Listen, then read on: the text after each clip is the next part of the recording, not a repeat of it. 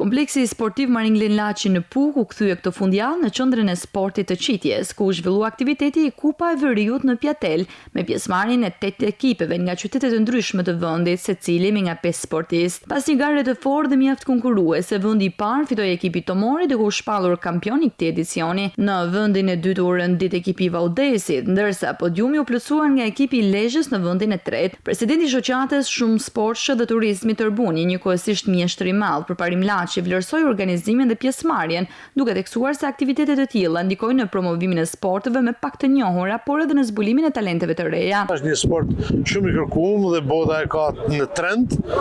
Mendojmë se ta kthejmë trendin e Lezhës, është një sport që edhe nga vajzat edhe nga djemt shumë i kërkuar. Është një sport që ka adrenalinë, është marrë zjarri, nuk është i vështirë, është shumë i lehtë për ta përdorur dhe është 100% i sigurt, nuk ka probleme. Nga ana tjetër, presidenti i Komitetit Olimpik Kombëtar Shqiptar, Fidel Ylli, e cilësoi këtë aktivitet si një hap të rëndësishëm për zhvillimin e sporteve të Qitjes dhe bashkëpunimin mes federatave sportive në vend. Të 61 baktive, vëmendje më shumë nga sporti, vëmendje se sporti edukon të rit, i largon nga veset, nga alkooli, nga duhani, nga të gjitha veset e këqija, dhe i afron afër këtyre ambienteve sportive që ata të bëhen më të devotshëm për veten e tyre, për familjen e tyre, por edhe për shoqërinë. Kupa e Veriut në Pjatel u organizuar nga shoqata Shumë Sportsh e Tërbuni në bashkëpunim me Federatën Shqiptare të Qitjeve Sportive, Federatën Shqiptare të Harkut dhe Federatën Shqiptare të Alpinizmit, duke sjellë në Puk një atmosferë gare, bashkëpunimi dhe promovimi të sportit.